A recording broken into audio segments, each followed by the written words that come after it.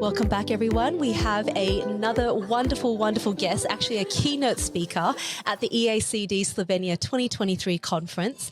And I'm hoping I'll say his name properly because I do want to respect his name. So it's Dr. Ruslan Vasyutin. Have I? Perfectly done, yeah. You're very kind, very, very kind. Today you gave a keynote lecture, and I would have to say the whole room was captivated by what you were saying because there is an experience here that we've all seen on television, and you've lived it, and it really was truly inspiring. We haven't stopped talking about it. So I'm so grateful that you said yes to speaking with us today, and we can share the story further as well. So the topic of your presentation was challenges of comprehensive rehabilitation for children and families in time of war conflict. Right.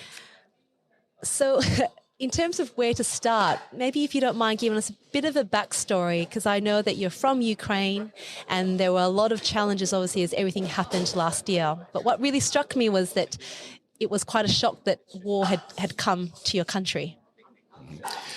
Yeah, first of all, thank you for the invitation. It's my pleasure to be your guest. Thank you. So I really appreciate this opportunity.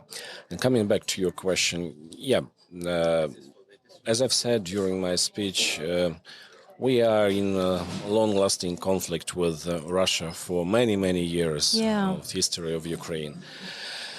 But most of us didn't expect this war to start as an open aggression with attacking and occupying Ukraine, part of Ukraine. So that was a shock. Yeah. The conflict with Russia was ongoing, but the war was something really new and unbelievable for us. Yeah. So Ukraine is independent for more than 30 years already. Yeah. With some problems and challenging, we were building this independence, becoming closer and closer to European Union, being a part of Europe. Yeah. So getting higher and higher in terms of social service, in terms of medical service, in terms of social care, and so on and so forth. Of course, we had a very, amazing industrial background and economic resources and natural resources, of course. So probably that was one of the reasons of the war to start. So, before the war, for many years, I was the chairman of the board of the Austrian insurance company operating in Ukraine. And despite my psychological background, I spent many years being the top manager, but at the same time, psychology helped me a lot to build the right management system, sales system, distribution system, and so it was quite an interesting challenge many years ago. I accepted it, and then my company became one of the most successful. So it was a quite successful career. At the same time, by the way, I was doing some psychological practice in terms of business coaching. Okay. Yeah, and my social activity started when when my daughter was born 10 years ago. Yes. And immediately after I got the information that she has a disability, cerebral palsy, I founded the DCPHelp as an NGO, at that time national-wide NGO. I tried to unite parents of children with cerebral palsy. So that was the beginning. Amazing. Then it became wider. It united parents of children with neurologic disorders. And then later, when the war started and we fled from war and we arrived to Slovakia at the very beginning and spent there 3 months, we continued to support families with children with disabilities coming to Slovakia and going further. And then when I arrived in the UK, we continued and became very quickly an international NGO, and now incredible. Really actively cooperating with International Cerebral Palsy Society, with European Academy of Childhood Disability, with European Disability Forum, Cerebral Palsy Scotland, and so on. Trying to build here this, not to build, but to to be a voice of refugees with disabilities. During my endless social activities, I figured out that this is not covered by attention of government and charities and social organizations. So right now I'm continuing to develop this segment of social support, I would say. Wonderful. So providing specialized integration services for refugees, and especially taking into account the special needs of refugees with disabilities. Goodness me, thank you so much for sharing that. That's quite an incredible journey, even the sense that you had founded DCP many years ago, and for it to be at a time where there's war and families need support, but you already had some infrastructure ready to go, and then you were able to scale it is incredible in that time. Talk me through some of that. You talked about how you fled the country relatively soon after the war had started, or how long did that take? Because I think that must have been such a hard decision. During first days, as I've said during my speech, we saw the evidence, but didn't believe, literally didn't believe. So it was obvious, it was a matter of fact, but still it took us a few days to realize and to believe that this is a reality. And the final point was actually when we lived not far from Kiev, and in our village we had a military aircraft base. Wow! So it was attacked during the first minutes of the war. Goodness.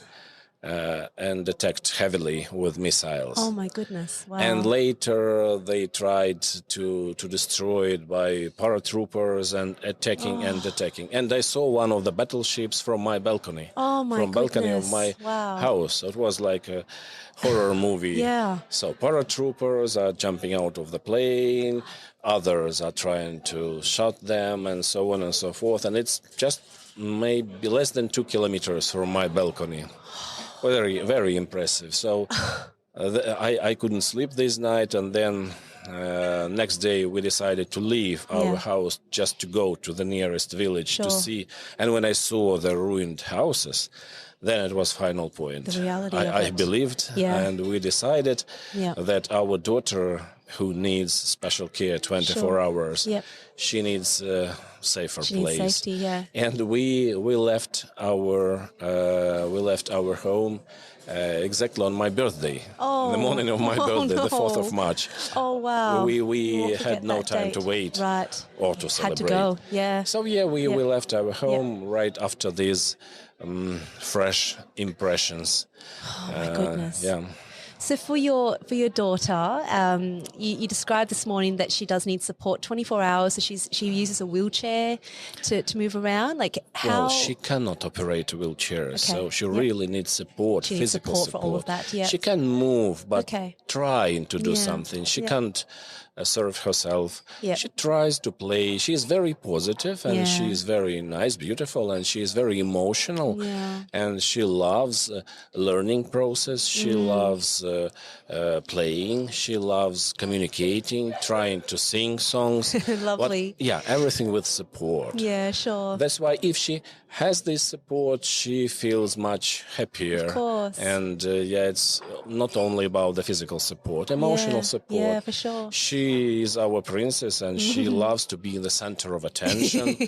So, as she deserves to be. She sounds beautiful. Yes. So, well, I was not kidding. When I see her smile, this is the main criterion of success. Good. So if she's not satisfied, if she's suffering, if she's not comfortable, that it's very painful for me. So sometimes people call me Alpha Father because this role is the most desirable, and I'm 52, and this is the first time in my life I have so much love to share with her and even with others. Yeah, that's beautiful. Because of her. Yeah, that's beautiful.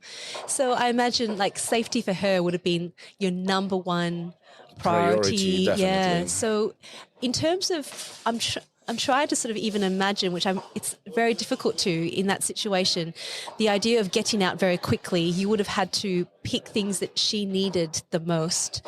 What were some of the things you prioritized to put in the car so you could get out? You know what? I'm a military officer in my past. Oh, wow. You have a lot of lives. Yes.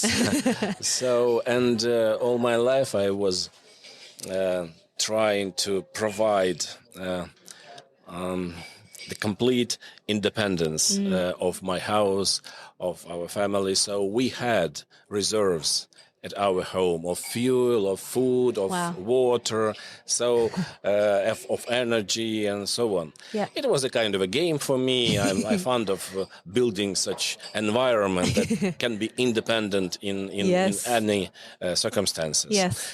And it helped me very much because we had no need to go to empty shops to look around for food or fuel. We had enough reserves. So after taking the final decision, well, we had everything ready. We had 2 cars. Okay. And we packed them full with fuel, with food, and so on and so forth. Unfortunately, we were unable to take her rehabilitation equipment, but we took 1 stroller. And by the way, it's not an advertising, but after we used this stroller in Slovakia, in the mountains of Karpaty, in Tatra, and here I contacted directly the CEO of this company, Polish company, and we became friends. And what's the name of the stroller? You do need to tell us Comfort, okay. From Gdańsk. Okay. Yeah, this stroller is very popular in Ukraine, and it's quite universal. Great. And during our way to the UK, we used it as a feeding chair, as a chair for learning, as a chair for sleeping, for walking, and it survived and still survived. Wow. I prepared a report for the company, to show them that this is really reliable, and I will recommend this stroller to everybody. So we packed 2 cars and we went, and we were quite lucky that I had all these reserves. On the way to the border, unfortunately, we saw a lot of cars without fuel. In winter, no fuel, no heat, with children. Yes. And they were really begging for a liter or couple of liters of diesel or petrol. Wow. Well, it's unbelievable. Well, we at the very beginning, we tried to share, but then I calculated we will not have enough to get to the border. Yeah. In our case, we cannot stop and ask and wait and beg. Yeah. So we tried to help people from the very beginning with fuel, some with food. Some people asked to charge their telephones from the battery. Yep. But it was a disaster because it was absolute absence of fuel, of food on the way. And the very tricky thing was that all road signs were cut. Oh, my goodness. Not to let Russians be oriented. Right. And all navigation systems was blank without any names of the cities. Oh, wow. So we were traveling for many hours just trying to remember the way, the direction, and of course the flow of the cars. A lot of block posts, a lot of checks on the way, many of them. So this had already happened a few days into the war. All that had changed already. Yes, yes. And then we spent 2 days. Then we arrived to the border with Slovakia, spent there another 12 hours in their queue. Yep. And then finally found safety the house of our friends not far from the Ukrainian border in Slovakia. Wow, that's unimaginable. And look, I think maybe that's a good place to talk about this concept that you brought up and you talked about today, the time gap. Oh, yeah. It was a great concept, I think, for us to be able to picture what it would be like. Can you explain to everyone who's listening what you meant by the time gap? Well, I meant that, in principle, the social care and medical support is available anywhere in any country, in principle. So any country has system. Every country has such a system of support. However, in order to get this support systematically, it's not enough to be present in this country. It takes time to become registered, acknowledged, Yes. recognized in different ways, Yes. and so on and so forth. So, and it takes time. Yeah. For regular people, well, it takes quite short time because they are very active, they are healthy, they are movable, they are mobile.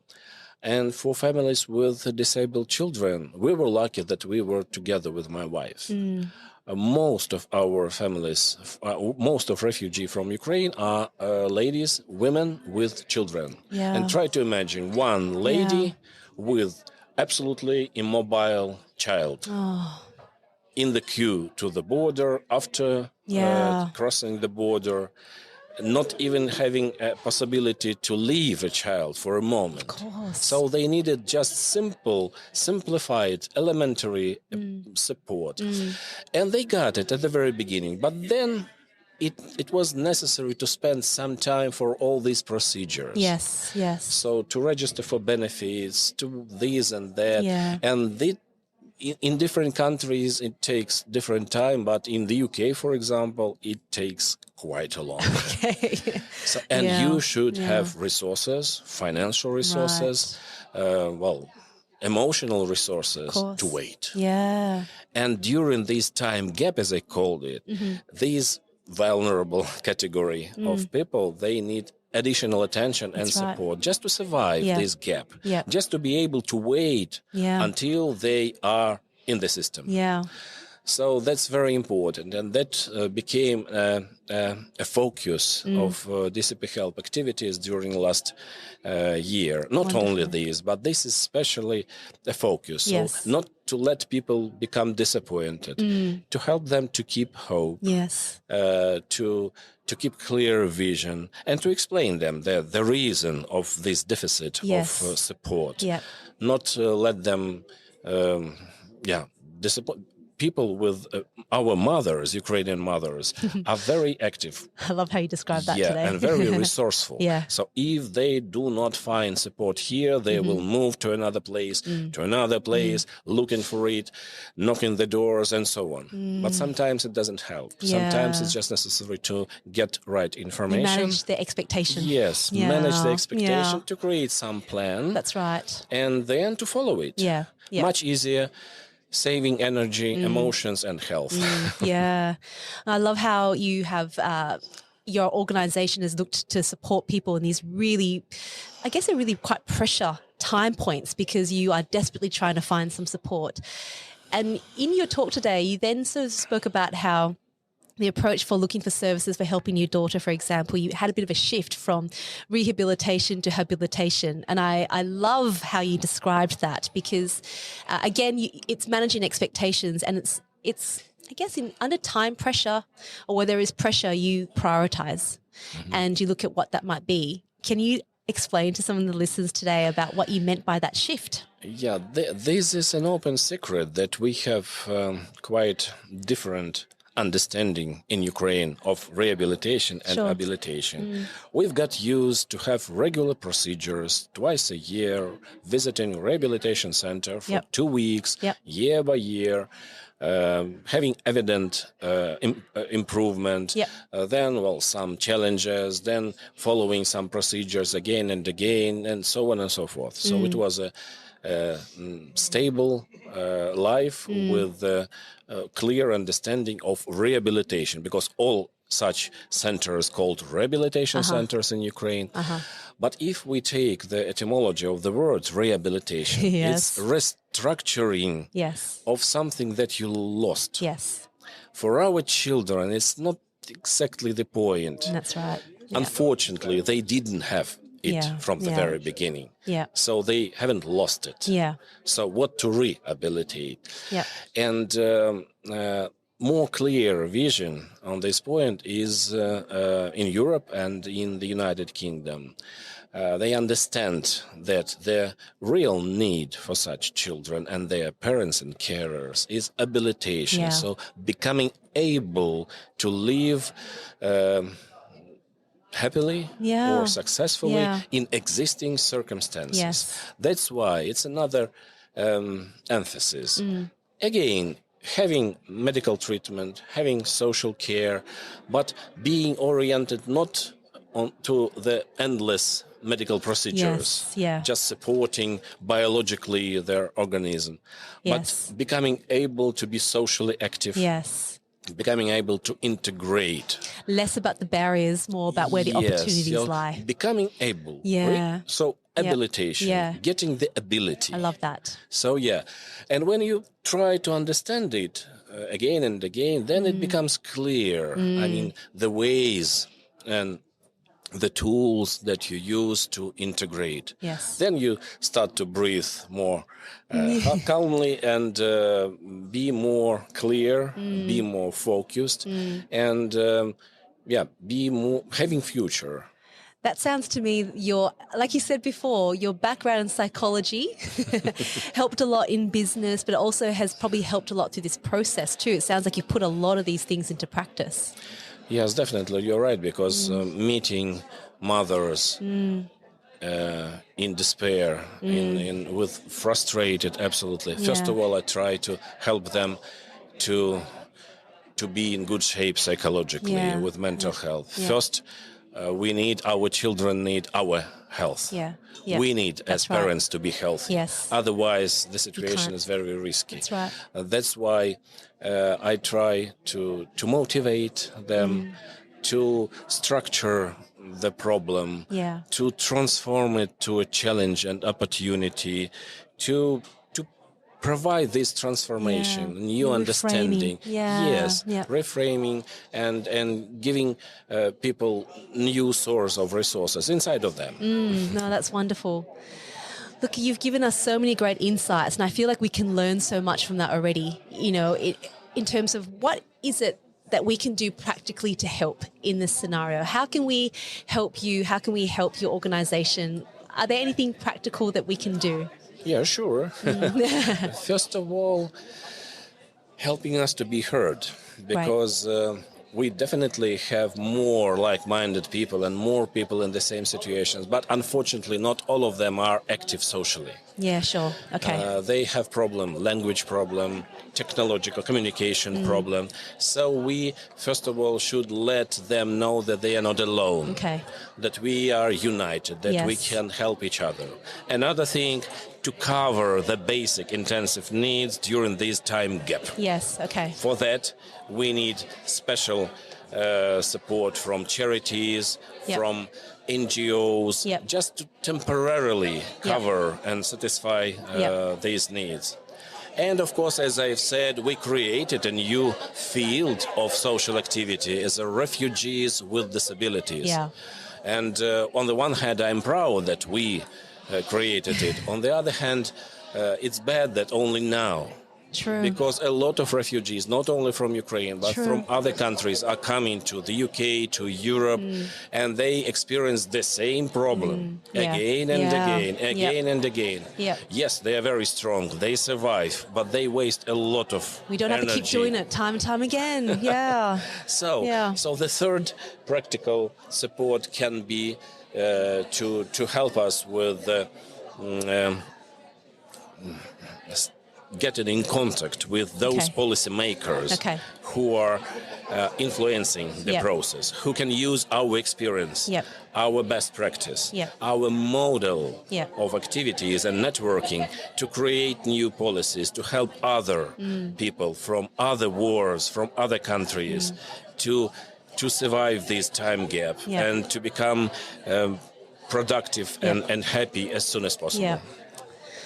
Thank you so much for that. There's so much food for thought there, and I really encourage all of our listeners as well to look into this. We'll put links on our website to be able to look at the organisation. I think this is something that affects every single one of us. So thank you for sharing your experience, and thank you for your pearls of wisdom.